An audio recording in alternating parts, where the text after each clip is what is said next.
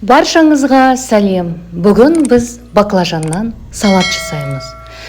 Екі баклажанды жуып, тазалап, оны осы видеодан көргендей қалың жуан да емес, жіңішке де емес, орташа етіп кесіп аламыз. Екі баклажандарды бөліктерге бөліп кесіп алдым. Енді видеодан көргендеріңіздей пышақпен ортасындағы жұмсақ жерін бөліп аламыз. Егер де сіздерге ыңғайлы болса, шанышқымен әлде қасықпен қолдануларыңызға болады. Мінекей тураған баклажанымыздан осыншама шықты. Және де ортасындағы жұмсақ жерін біз майдалап турап шығамыз. Баклажаннан неше түрлі салат жасауға болады. Бүгін мен бірақ ерекше етіп жасап көргім келіп отыр, және де сіздермен де бөлісіп отырмын. Бұрындары баклажанды мен ірілетіп тураушы едім. Бұл бірінші рет осындай майда етіп турауым. Баклажандарды турауға шақ қалдым.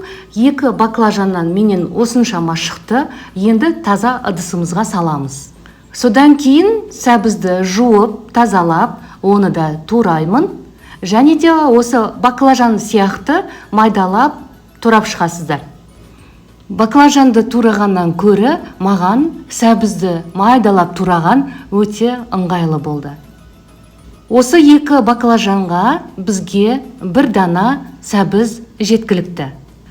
Мінекей менде сәбізімді майдалап турап болдым.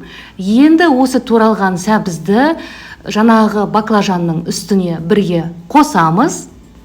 Оның үстінен бір шай қасық тұз және де қара бұрыш пен қызыл бұрышты да қостым. Сонымен қатар екі сарымсақты да майдалап турап аламыз. Сарымсақты бұдан да көп етіп қосуға болады. Мен екі данасын ғана алдым. Өйткені бізде балалар ұнатпағандықтан аздап қостым. Сарымсақтарды майдалап турап шықтым. Енді баклажан мен сәбіздің үстінен қосып, оның үстінен бір жұмыртқа саламын. Жұмыртқадан кейін бір ас қасық ұн қосып жібереміз. Және де жақсылап тұрып араластырамыз. Қасықтың күші жетпегендіктен мен қолыммен жақсылап тұрып араластырдым. Енді осы салманы қазір біз кольцо етіп кескен баклажанның ортасына саламыз. Мінекей мен біреуін салып қойдым, екіншісін сіздерге көрсетіп жатырмын.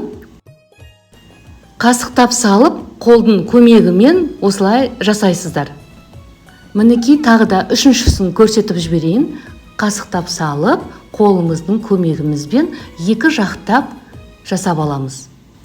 Салмасын ортасына салып жатқан кезде баклажанның сәбіздің суы шығады. Оны қолдарыңызбен сығып жіберсеңіздер болады. Енді біз ыстық табаға жасап қойған баклажанымызды қуырамыз. Видеодан көргендеріңіздей мен баклажанның астын үстін қуырып жатырмын. Қуырылған баклажандарымызды арнайы ыдысымызға саламыз. Енді әсемдеу жолдары ғана қалды.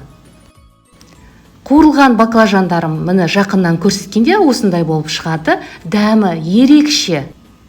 Осы баклажандардың жанына мен қызанақтан да турап қойдым. Және де сұлулық үшін, әсемдік үшін творожный сырды домалақтап қойып шықтым.